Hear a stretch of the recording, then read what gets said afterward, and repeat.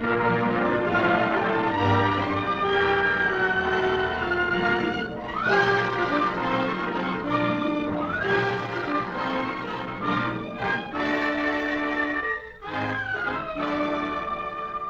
is the NBC University Theater, bringing you a full-hour dramatization of Henry Fielding's classic novel, Tom Jones, starring Tom Conway in the title role.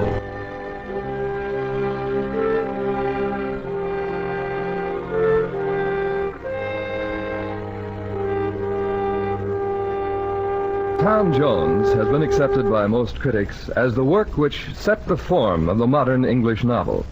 Published first in 1749, it was a massive work, rollicking in tone and robust in content, filled with amorous ladies and three-bottle men. Now, Tom Jones, as told by Henry Fielding.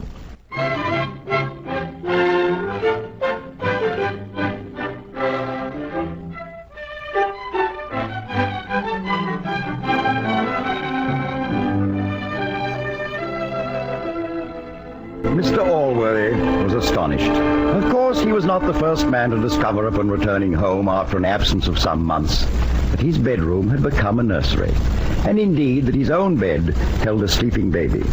Yet, Mr. Allworthy was astonished. He knew he had performed no dynastic service, and he had the faith in his wife that only a man who had buried his wife 5 years before could have. Mrs. Wilkins! Bridget! Come here at once!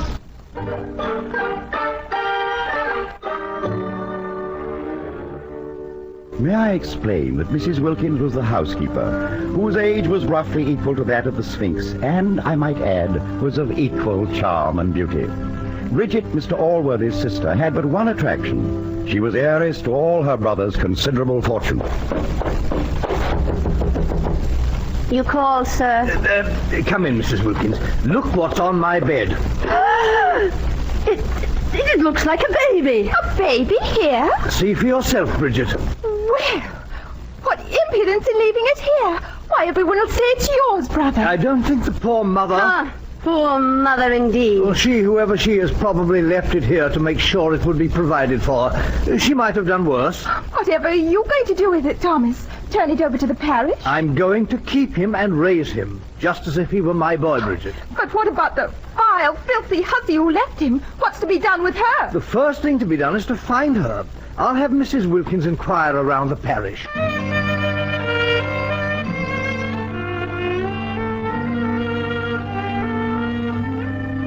Mrs. Wilkins went into town and consulted with a friend of hers. They began to analyze each girl of the parish to see which one had succumbed to that temptation which had never been offered them. There's the potter's daughter. Aye. Tain't her, though it could have been. Long wench. No, this brat ain't hers. Jenny Jones, that's the one. You sure? Certain sure. Wore a silk dress to church Sunday, and a laced cap to boot. No. Jenny Jones? Her that was a servant girl to the schoolmaster's wife, Mrs. Partridge. The very one. And I heard that Mrs. Partridge gave her the sack because of Mr. Partridge, if you know what I mean. That I do. And besides, the girls learned to read and write. No. And in Latin, too. She's the one. No doubt about it. She's the one.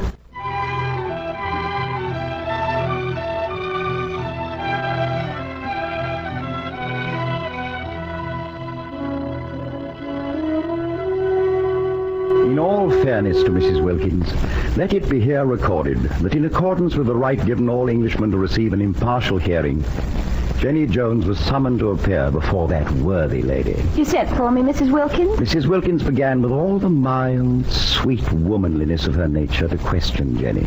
You vile, audacious strumpet! You vile, wanton hussy! You wretched, abandoned workman!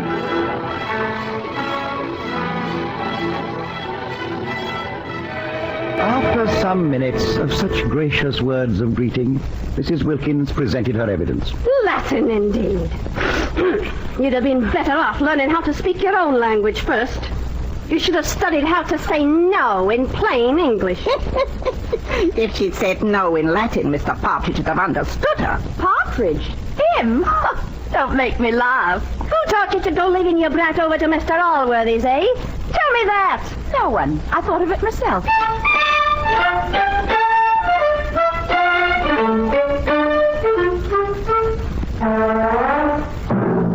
Presently the hubbub died down, reviving only briefly when Mr. Allworthy stood as godfather at the christening of the boy, and gave him his own name of Thomas, which, joined to the surname of his only known parent, gave him the complete name of Thomas Jones, Tom Jones. And it is with him that this history is mainly concerned.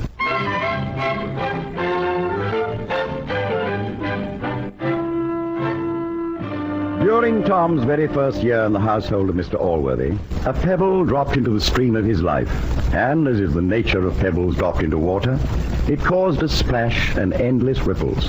But first, meet the pebble. Bridget, this is Captain Blyfield, the brother of our dear doctor. Strange are the ways of love. For at once Captain Blyfield fell in love with Bridget Allworthy. He loved her, knowing full well that her beauty was not her fortune. He loved her because her fortune was her beauty. And for her part, Miss Bridget was similarly infatuated. I shall spare you the details of the courting, but there were certain consequences which must be known. The entrance into the world of a son to Captain and Mrs. Blyfield, and the exit from this world of Captain Blyfield.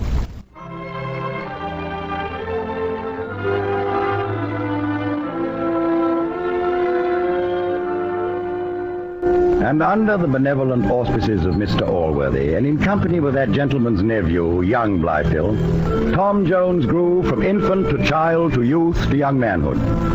The reader may judge that formative period by meeting the formed product Tom Jones in his 19th year, and in company with Mr. Allworthy's nephew, the young Master Blyfield. Thomas, that's the 4th glass of water you've gulped down. You'll choke. Friend Blyfield, I've never been so dry in all my life. I had 3 miles of turnpike dirt in my throat. Why should you walk back from Briggs Fair? You were riding when you left this morning. You were on the bay Hunter Uncle gave you. I sold the horse. Oh, no. Thomas, why? Please tell me you're not involved in some trouble again. Oh, no, nothing like that. I'd be only too happy to do anything to help. Oh, thank you, Blyfield, but there's nothing to help. However, I would take it most kindly if you didn't mention this to Mr. Thwackum. You have my solemn oath, Thomas. I shan't say a word about the sale of your horse.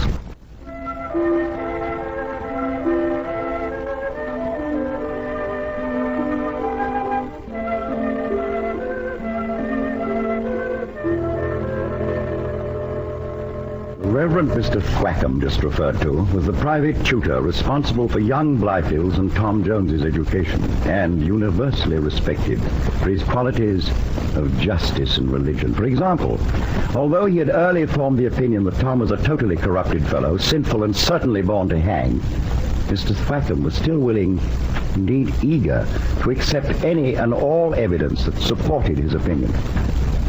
Jones! Master Jones! Come here!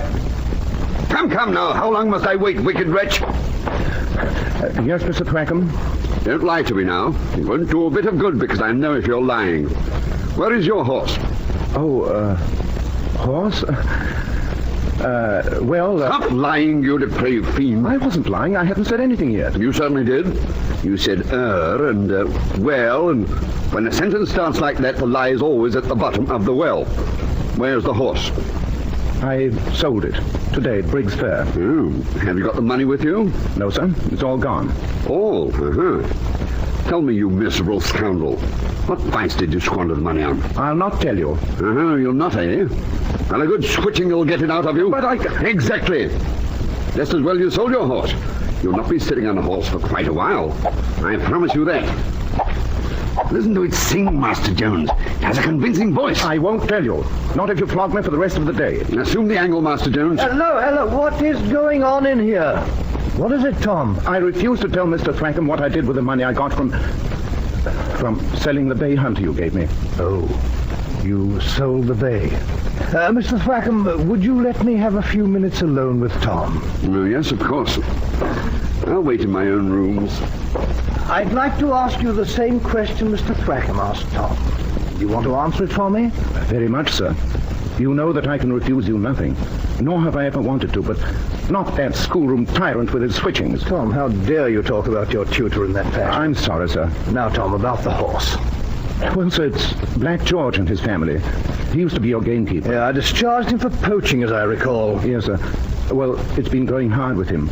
Well, you never saw such misery. There's nothing in the house, not a bite to eat, not a coal or log to burn. Hardly enough rags to cover themselves. I couldn't bear it, sir. I just couldn't. You sold the horse for them? Yes, and for me. And for you, sir. I thought and thought about it.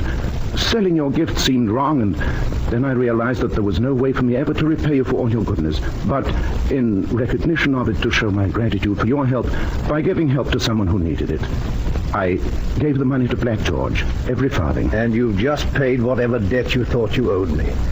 For in truth, Tom, I never have felt that you were in my debt. Let's go down to dinner. You're keeping no date with Mr. Thwackum for this day's work.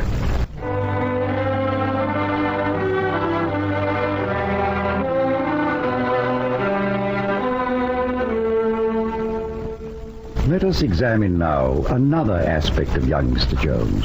Tom Jones was, as perhaps I should have mentioned earlier, a remarkable handsome young man, with that aspect which I cannot describe, as it can only be seen by the female eye. His affections were engaged early in life. The object of his tender thoughts was Miss Sophia Weston, whose father's estate bordered that of Mr. Allworthy. Since the lad was a fine horseman and a finer hunter, and Mr. Weston was of that order of men passionately devoted to the chasing and slaughtering of animals, namely sportsmen, they were great friends. I shall only say of Miss Sophia's appearance that it was as compelling to men's hearts as money to a miser's. And so, on with our history and the hunt.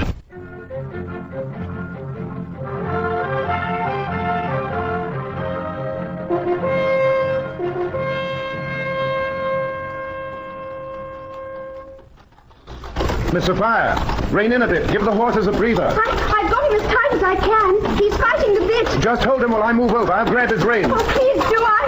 Oh, Hold fast. He's trying to rear. Now, let go, Miss Sophia. Let go of the reins. I'm afraid. Are you all right, Miss Sophia? Yes, I seem to be. You made quite a catch. I never touched the ground. I'm afraid I must set you down now. Mr. Jones, you're as white as death. You've hurt yourself. I'm afraid I have. My arm. Oh, it's broken. That was my opinion, too, Miss Sophia.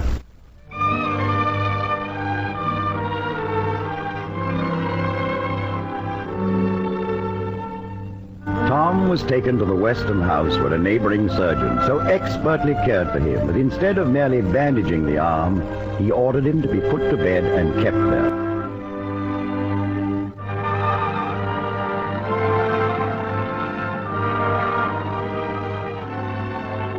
Now, a Cupid appears on the scene. Only this was no chubby little cherub, but Miss Sophia's maid, a young woman with the odd name of Mrs. Honor.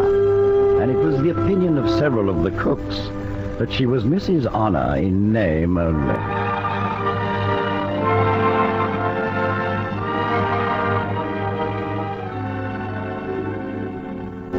Faith, Mr. Jones, I don't understand you. You love my mistress, now don't you? No, hold your tongue, Magpie. Of course you do. So why don't you tell her so? I wish you'd be struck dumb. Faith, what's holding you back? The right to say it. What have I got? You're right pretty. A little thin from being in bed so long. Oh, silence, Isabel, or I'll choke you. I have nothing. Just the charity of Mr. Allworthy. And as for name, the only one I bear is illegitimate. Well, as for money, Miss Sophia'll have enough for 6 husbands when she marries, and a stable of husbands when Mr. Weston Not marries. that she married me, or anyone Mr. Weston disapproved. Oh, he'd never consent.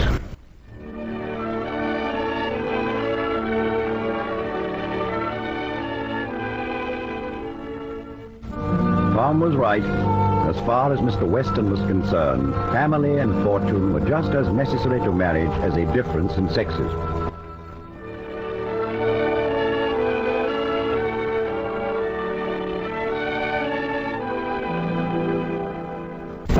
If I were to record here the tender talk that passed between the two lovers, I should leave several blank pages at this point.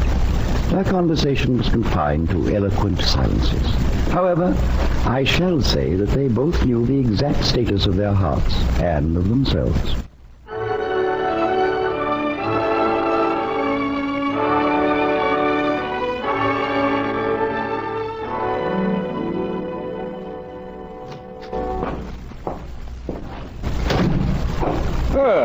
There you are now. Sophia, look who's come to visit. Auntie, oh, what a nice surprise. Fire. Thinned out a bit, haven't you? Who's this? That's the lad, the hero who saved our Sophia. That's Tom Jones. Oh, how do you do? My brother's manners seem as bad as ever. I'm Miss Weston. Your servant, Miss Weston. Would you like something, Auntie? Some tea? Yes, very much. Your father's only suggestion was beer. Looks like you have callers, brother. A cart just pulled up in front. It looks like... Why, it is young Blyfield. Nice lad, Blyfield. Open the door, Tom. What? Oh, Tom, I was just going to knock when you... Blyfield, come in. Why lallygag on the doorstep? Thank you, Mr. Weston. Miss Sophia? How's your uncle? It's on that account I've called. He's quite ill, Tom. In fact, the doctor fears that before morning... No. Oh, no. No, not... Oh, thank you, Blyfield, for coming. Can we get back in time? Yes, but hurry. Your pardon, Mr. Weston. Miss Weston, Sophia. I'll walk to the track with you. Mr. Allworthy's always been so very good, so very kind. Tell me, brother, who is this Blyfield? Nice enough lad. Little thin in the spirit, but he inherits the only estate and fortune in Somerset larger than this, Mr. Allworthy's. It's just next to this. Did you notice how Sophia acted?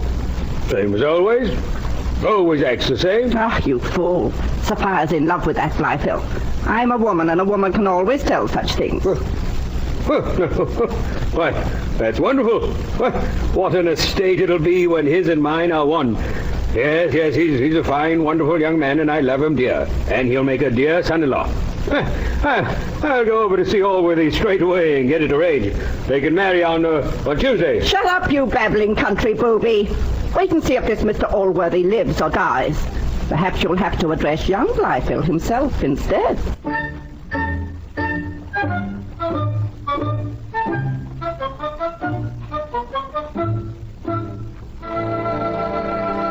Mr. Allworthy was as white as if he were already dead. Everyone except Mrs. Blyfield, who was often a visit, was in the sick man's room, watching, and in some cases waiting, for the old man's death.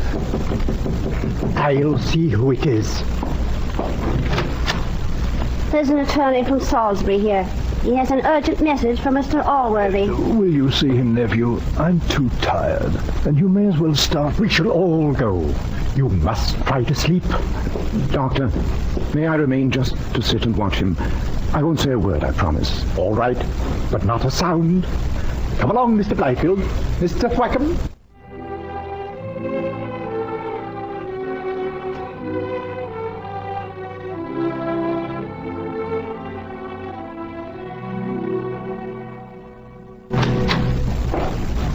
More sad news. Did you speak with the attorney, Blyfield? My mother is dead. Heart seizure while in Salisbury. My boy, you must bear this with true Christian fortitude. I should tell my uncle. Oh, by no means, Mr. Blyfield. It would be dangerous. She was his only sister, Doctor. He's always told me never to conceal anything from him, no matter how serious or trivial. But this could very easily be fatal to him. My uncle is a man and a Christian. I cannot disobey him now.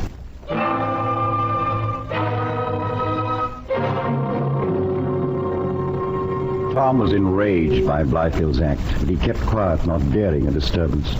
When the others left, he stayed on right through the night. When the doctor arrived, he found Jones still there. Doctor, how is he? Come along outside.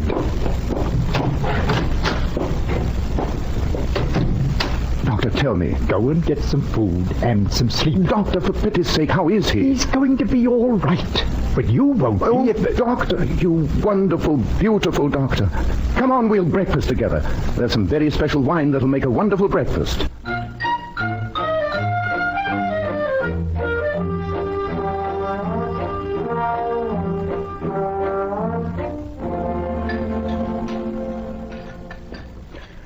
Now, let's drink to you, Doctor. We have 8 or 11 times. I insist. What goes on in here? Tom, are you drunk?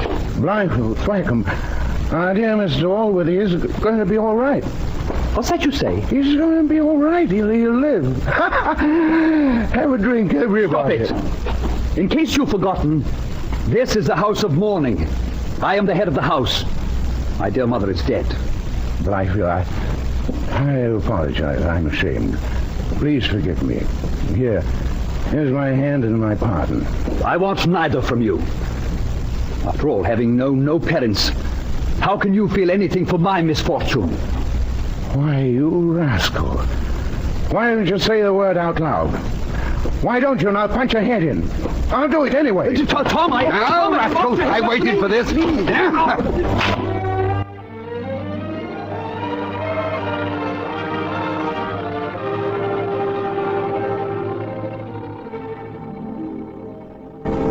Allworthy regained his strength rapidly, and soon after he quit his bed. That very day he was visited by Mr. Weston, bound on his allowance.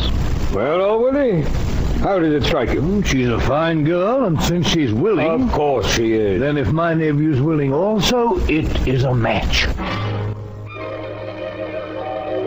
Well, it's done and settled. A match? A match it is. Then I shall tell her right away. Oh, dear Auntie, I never thought he'd approve. Give his consent to him. Oh, why shouldn't your father give his consent? Mr. Blyfield will inherit all... Mr. Blyfield? Well, of course. Who did you think I meant? That Tom Jones, the foundling? The... Good Lord, you did. Oh, Auntie, what have you done to me? You're in love with that love child?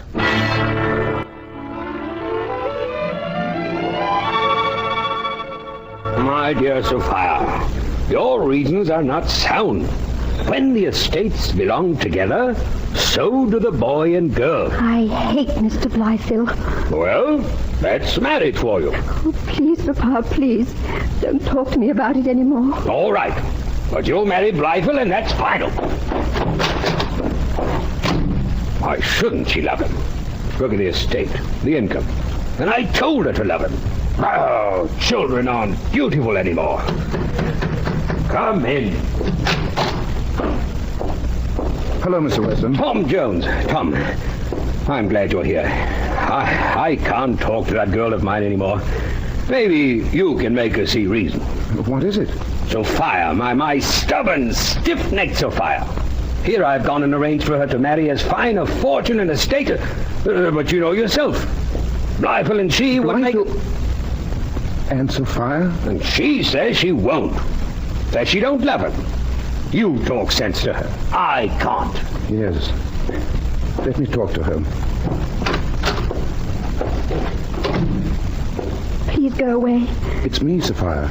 Tom, they... I know.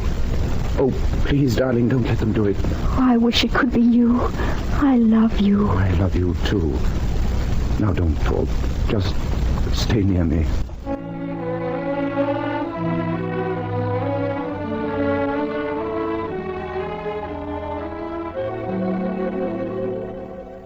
You did what, Mr. Weston? Why, send Tom in to reason with her. Oh, you fool. He's the reason she's unreasonable. She loves him.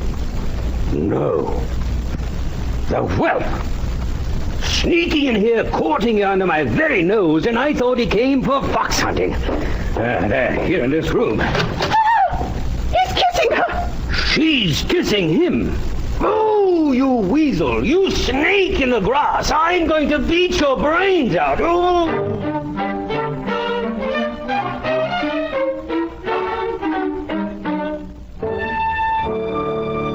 And that's what I've come to see you about, Mr. Allworthy. Most distressing. Well, nephew, what do you intend to do? I'm amazed at what Mr. Weston's just told us. Frankly, sir, my pride and heart would have me drop this matter. If she prefers Tom to me. But you don't intend to. No. Miss Sophia must be protected. If it weren't for her danger, I wouldn't tell you the truth about Tom Jones. I didn't tell you before because I knew how hurt you would be, sir, but on the day of your great illness, sir...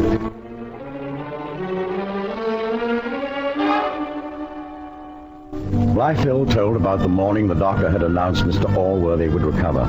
And had the doctor heard the tale, he'd not have recognized it.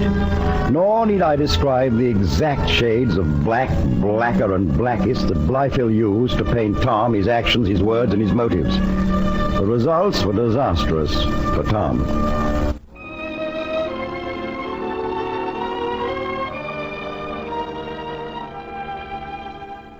Mr. Jones, you have deceived me and have been a drunkard, a brawler, a liar, a hypocrite, and even a fortune hunter. You have acted without a shred of honor. Here now, boy, this envelope. It contains some money to carry you, I hope, far away, even out of England. But, Mr. Allworthy... That's all I have to say to you. Goodbye.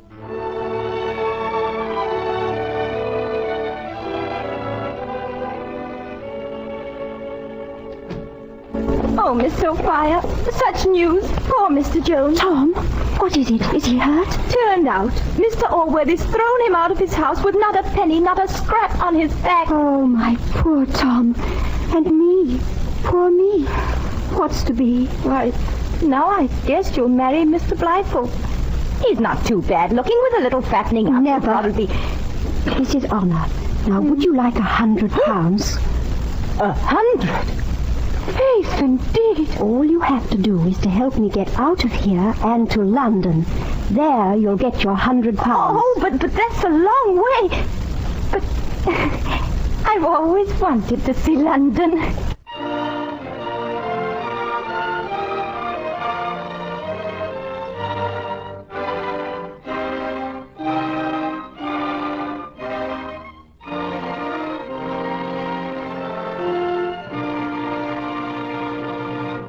From Hollywood, the NBC University Theater is bringing you Tom Conway in a radio version of the classic English novel Tom Jones.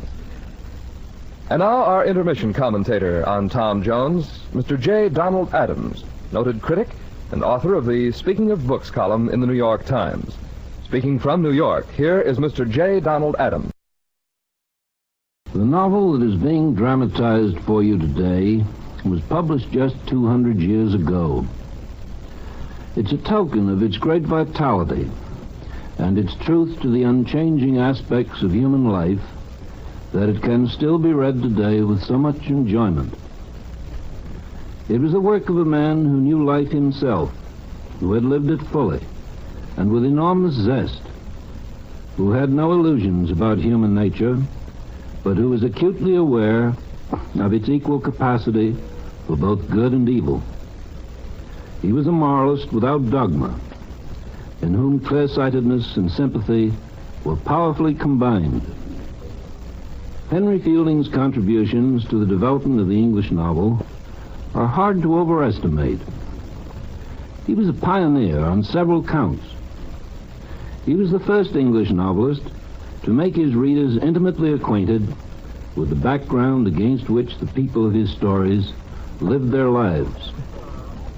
He knew both town and country, and though he was born too soon to share in the romantic revival of interest in nature, it yet can be said of him that he was the first of his craft to bring nature into the novel. He was a pioneer also in greatly enlarging the scope of character creation in the novel. Before him, both in the plays of the period and in its novels, the people depicted were commonly little more than exaggerated types. Fielding not only included a wide range of characters in his stories, he also saw them more fully in the round. I've called him a moralist, and in his conception of morality, he was again a pioneer. In the work of the essayists like Addison, from which the novel emerged, and in the novels of his immediate predecessor, Samuel Richardson, morality was a mere matter of prudence. Readers were told, do right, in order that you may prosper in this world and hope for happiness in the next. Fielding's great contribution was his appeal to higher motives for right conduct. Virtue, he told his readers, finds its reward in peace of spirit, and vice its punishment in the torturings of conscience. But if Fielding was a moralist in his writing, he was not a smug one. the lusty love of life, and the sympathetic understanding with which he views the failure of a character like Tom Jones to live up consistently to his good intentions, are among the traits which endear him to us as a writer. These, and the deep springs of humor in the man, are reasons enough why we can read him still, 2 centuries after he wrote. Thank you, Mr. Adams. The NBC University Theater version of Tom Jones, with Tom Conway in the title role, will continue after a brief pause for station identification.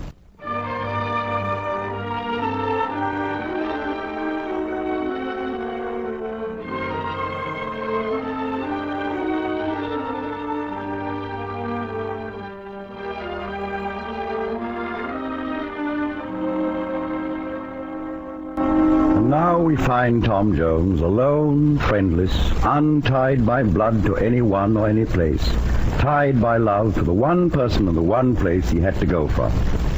We join him next at a barber's shop, some day's journey from London, in position for shaving and in a mood of some urgency. Would you hurry, please, barber? Das festina lente. Make haste slowly, as the Romans say. Well, fancy. A barber who speaks Latin. Latin and Greek and a complete knowledge of all cultural matters, sir. You're a wonder, Sir Barber. Indeed a wonder. At the moment, more a wandering barber. If I may ask, sir, isn't your name Tom Jones? Oh, this is magical. Are you a wizard, too? I thought I recognized you. And how is the good Mr. Allworthy? He is well, or was when last I saw him some days ago. Now, tell me, how do you know so much about my affairs? It might interest you, Mr. Jones, that I was once given the honor of being called your father. You what? My name, although I've not used it since, is Partridge. I seem to recollect vaguely some talk, years ago. Tell me the truth. Are you my father?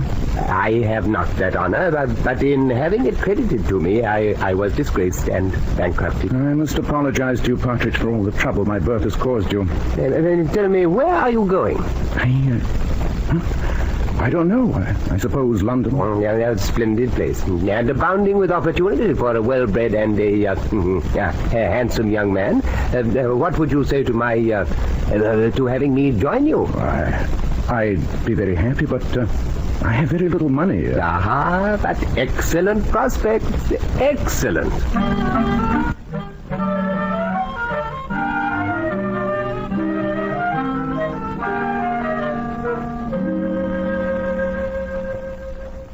Look, Partridge, the moon is out. Yes, it looks like a big dinner plate. Oh, what an answer.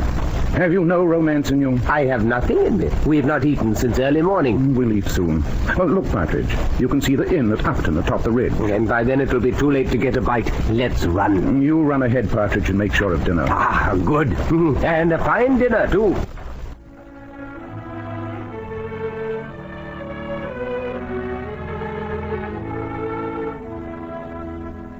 So Tom strolled along, thinking those thoughts that afflict all parted lovers, when the mood was abruptly shattered. Help!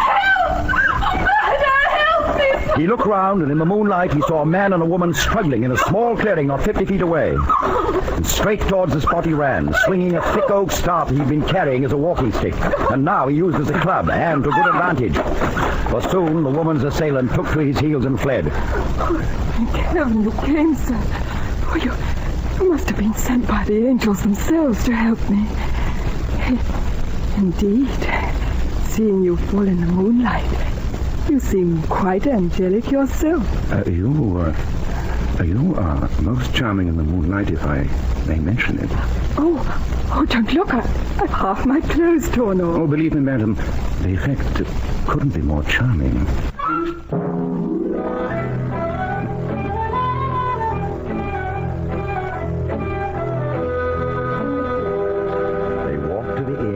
He ahead and she bringing up the rear.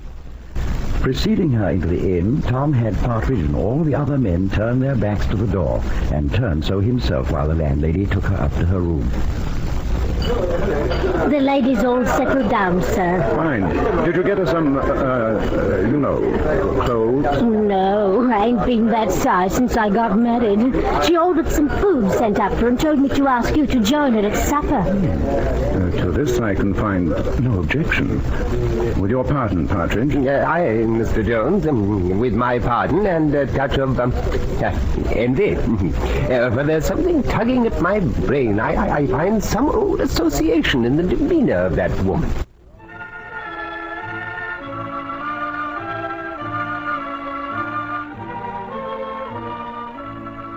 Later that night, a horseman stopped at the inn and, finding a chambermaid, asked her a foolish question.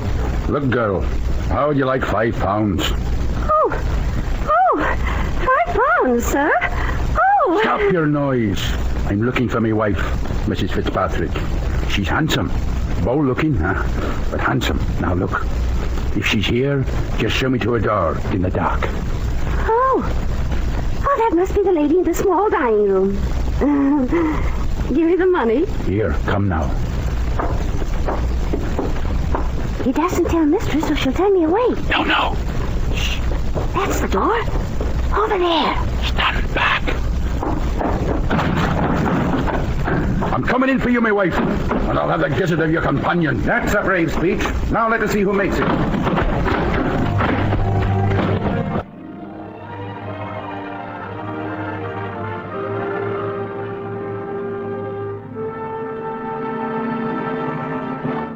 What's all this going on? My name's Fitzpatrick. I'm looking for my wife. And I am not your wife. Well, I thought I'd find her and went in. Broke in? I've done this rascal here. He comes at me with a carving knife in his hand. You merit a split skull for this night's blunder. All I know is that I'm very much insulted by all this. And I desire only to retire to my room and get whatever sleep is left this night.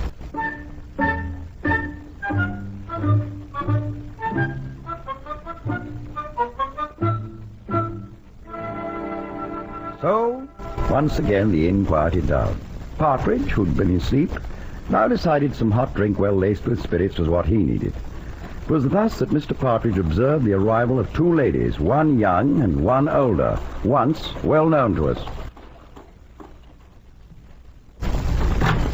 Oh, good evening, my ladies. Please do enter. Have you any rooms available for my maid and me? Lovely ones, my lady, and fine supper, though 'tis late. Just the rooms, please. I'm very tired, and I've such a short time to rest. My maid may eat if you like. This way. Look here, girl, have you anything fit for gentry to eat? Mutton. At this hour?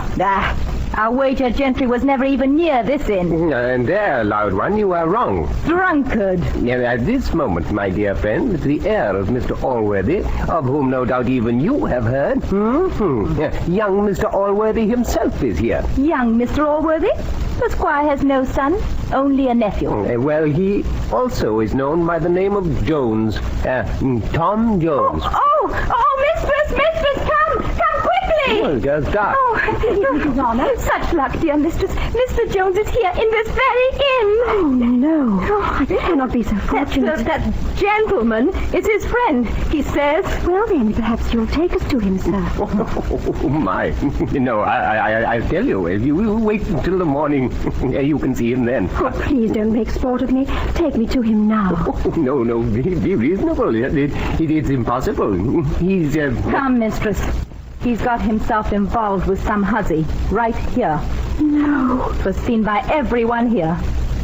Mrs. Honor, take my little muff and have the chambermaid place it in his room. Yes, ma'am.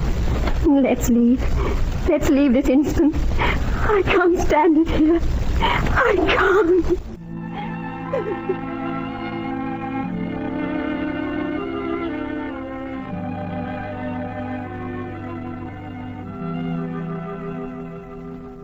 Tom's state the next morning was a fierce sight to behold. He threatened to kill Partridge, then himself, and then both of them together. Then he decided to follow Sophia at once, for this was the first he knew of her escape from Squire Weston, although he knew of her intention. Dressing rapidly, they rushed to the stables and questioned the ostler who had killed the horses. The ladies? In the morning early. Did they say where they were going? No. Didn't they say anything? Just where the high road to London be? That's all. I must hire 2 horses. I'll send them, sir. But look at this. Lady dropped it. Pretty, eh? Let me see it. Partridge. It's Sophia's little pocketbook. Look, here's her name. Sell it to me, boy. Shilling? Done. And the horses, and we go to London.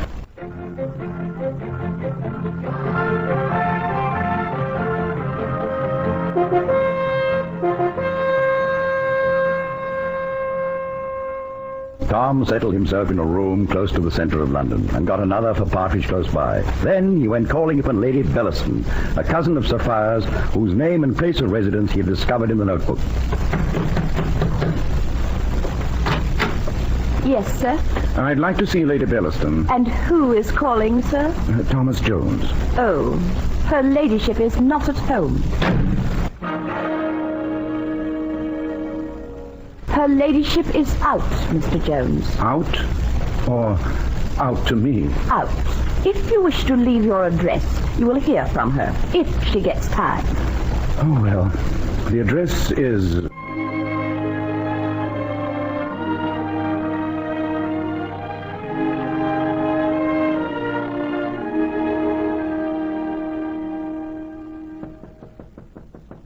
Answer it, will you, Partridge? Yes, I see who it is.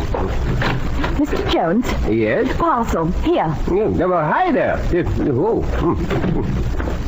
Who was it, Partridge? It's a maid, I imagine. Brought a parcel for you. Shall I open it? Yes, go on. What the devil? It's a costume. A domino. A mask and a ticket for a masquerade. Hey, what's this? Is that another card? It says, to Mr. Jones, the Queen of the Fairies sends you this. Use her favors not amiss. But who's the Queen? I know no one here. The only calls I've made have all been to Lady Bellaston. And she's refused to see me. Well, you'll find out at the masquerade.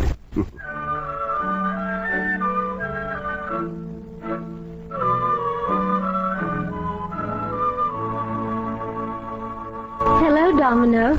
Are you looking for me? If you are the Queen. I could be. Who are you? A friend of the lady you seek. Miss Weston. When will I see her? Never. You know your own situation. Oh, I love her. I'd sacrifice everything to have my dear Sophia. I would like to help you. And that's really quite strange. Because after all, can you imagine anything more humiliating for a lady than to hear an attractive man rave about his feelings for another woman? I hope my country ways, my stupidity, has not offended you. If the Fairy Queen had thought you would be so ungallant, she'd hardly have made this appointment to meet. I think I shall go home. Oh, you must be charitable to an ignorant man. Permit me to redeem myself. Permit me to take you home.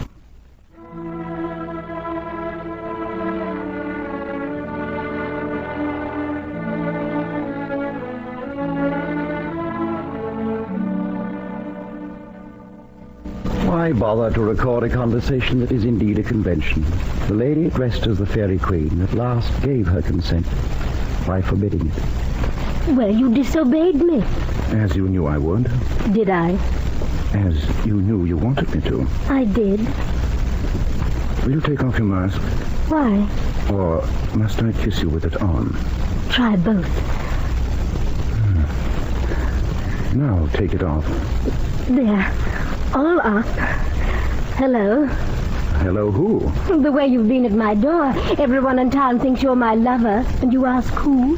Lady Bellaston. Now, with the mask off.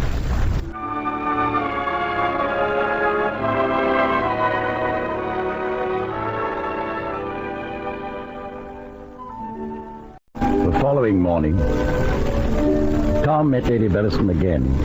The conversation was merely a duplicate of the previous night's, and the forerunner of many more like it.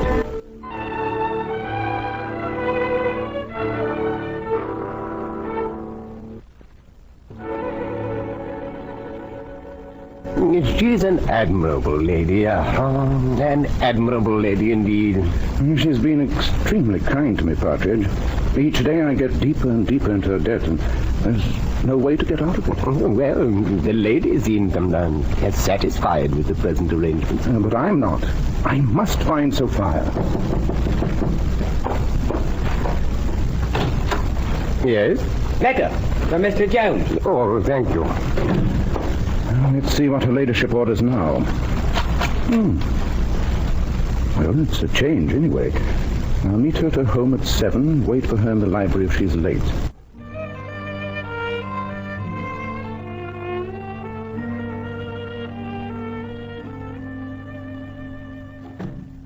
Lady Bellaston informed me, Mr. Jones. The library is right here.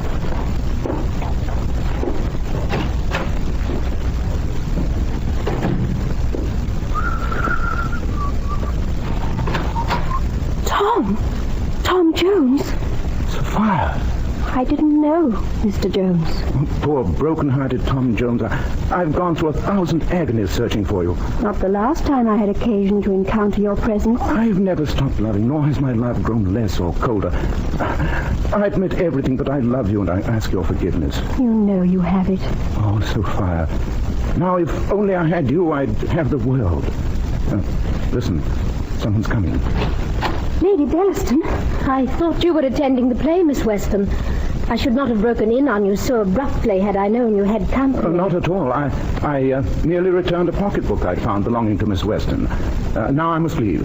Miss Weston, your pocketbook. Thank you most kindly, sir. Your obedient servant, my lady.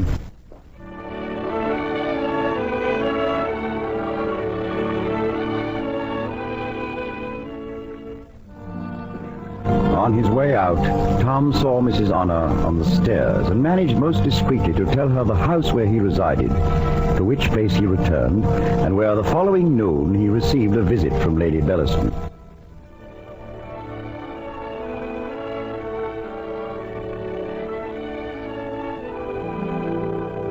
Lady Bellaston.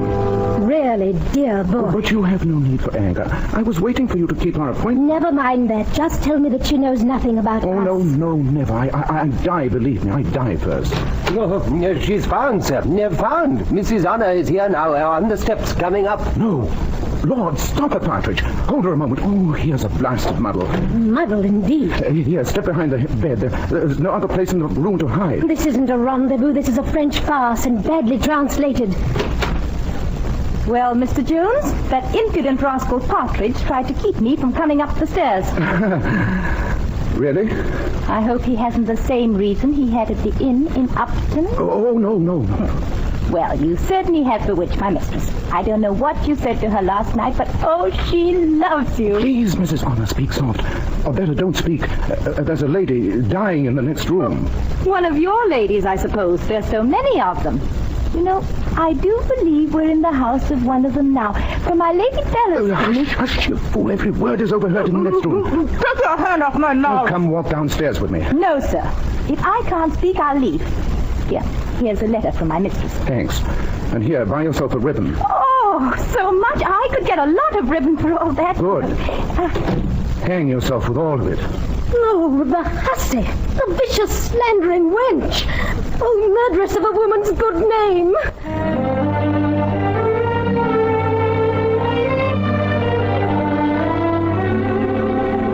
The conversation that followed need not be sketched in detail. Suffice to say that within a matter of hours, Tom Jones received a note from Lady Bellaston requiring him to call upon her no more. This inspired him to cry out, Partridge, I'm free. I'm going out to celebrate.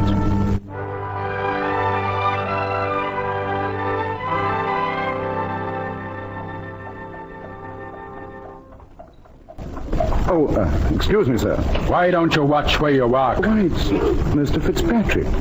You recall me, don't you? The inn at Upton, the misunderstanding. Aye, I remember. I also remember I promised you something for your pains.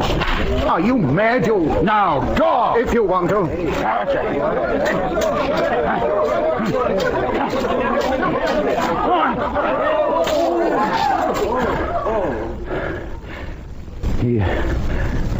Is he dead? He seems not to be dead yet. You'll have to come with me to the gatehouse.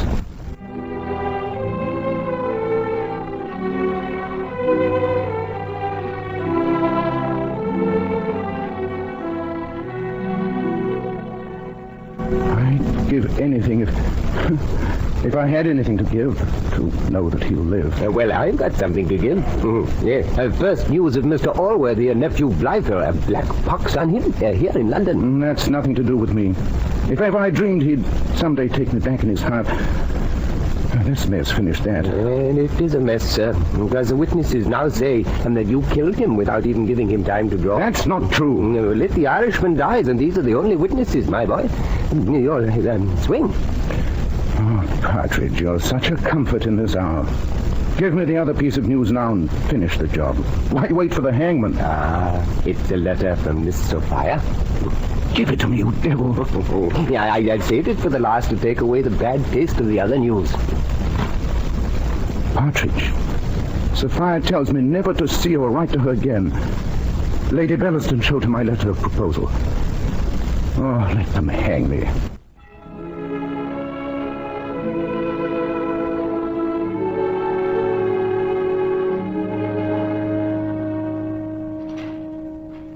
Lady to see you, Jones. Lady? Who? Not everyone might agree with the word, Tom.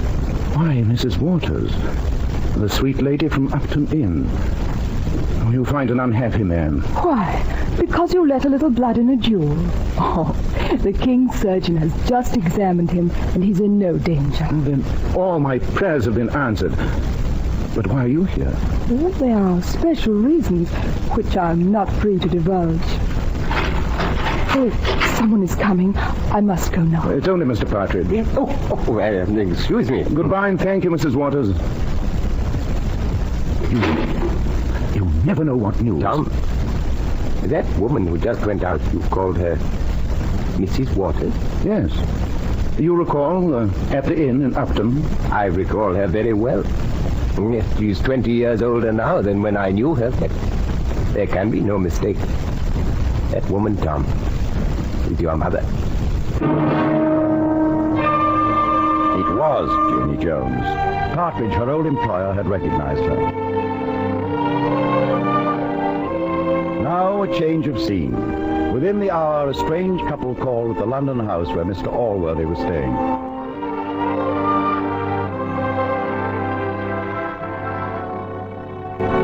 I must confess, I'm surprised to see you, both of you, Mr. Partridge and you, Jenny Jones. The visit is necessary, Mr. Allworthy, for poor Tom's sake. Now the truth of his parentage must be told, or the poor lad will surely lose his mind. Why come to me? Let me tell you why.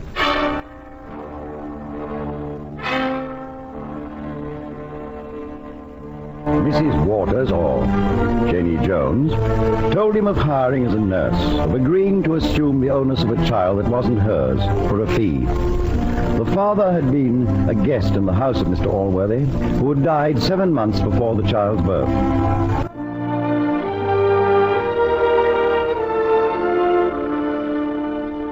And the mother? No. I know. Yes, your sister Bridget. Oh, now you must help your nephew, sir. Some powerful influence is bent on destroying him. A man came to me and said that you had sent him. I saw him leaving Jenny's house. I followed him here. I heard him addressed as Mr.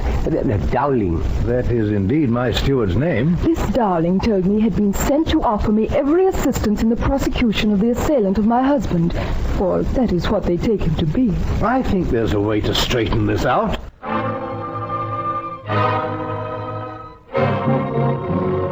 Mr. Dowling, who sent you on these horrible missions? Who paid you to bribe the witnesses of this duel? Mr. Blythe, who told me you'd so ordered it. I'd no choice. I knew you hated Mr. Jones because he was your nephew. What? You knew? Why, certainly. I was with your sister, Miss Bridget, and Mrs. Blythe when she died. She told me as she wrote the letter to you containing the information. The letter? I received no such letter. Why didn't you give me that letter? Well, I brought it while you was ill and delivered it to Mr. Blythe. A grievous wrong has been done, and all at the instigation of young Blythe. He shall be put straight, and so shall Mr. Tom Jones. I thank you all.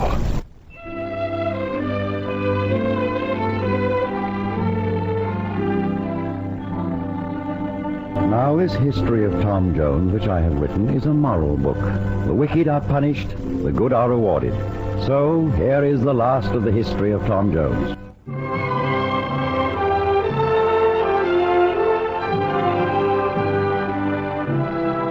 But, Sophia, can't you understand? Easily. I understand you. You're fickle. Never. I've only loved you. Unfaithful. Well, in a manner of speaking, but never to my love for you. A rather over-fine distinction. Oh, please be fair. Have I not been just? Yes, but I require mercy, not justice. Well, is it all over? When's it to be? Tomorrow? Oh, please, I beseech you. I'll beseech my ankle. He's flim-flamming you. She'd have the wedding tonight with all her heart. Hey, girl? Why? What would you have me do? Give him your hand. You've been mooning for him, so stop the maid in his tricks. Well, sir, I'll obey you. Here is my hand, Mr. Jones. Oh, Sophia. Will you consent to tomorrow morning? I shall be obedient to you, sir. Then tomorrow it is. Since you will have it so, tomorrow it is. Oh, Sophia.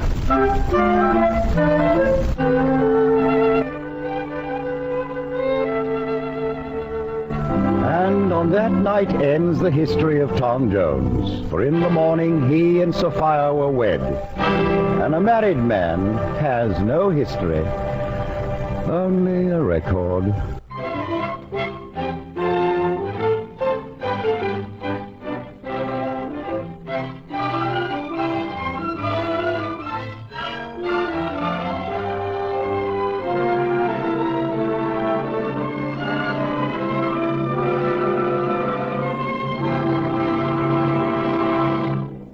And so ends the NBC University Theater production of Tom Jones by Henry Fielding, starring Tom Conway as the hero of the novel. Next week, as our next subject, we bring you the most renowned work of one of England's most romantic writers, Pride and Prejudice by Jane Austen.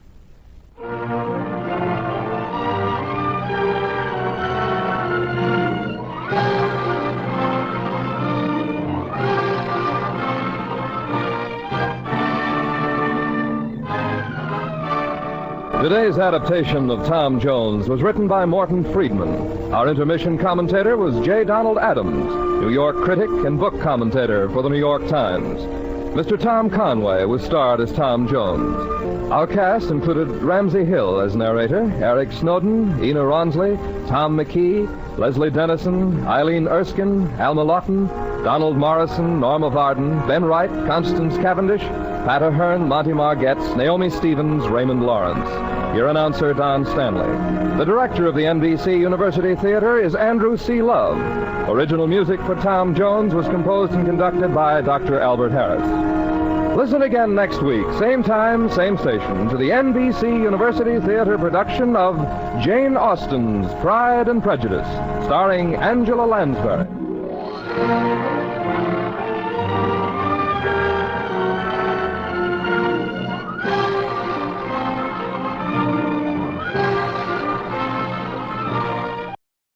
This is NBC, the national broadcasting company.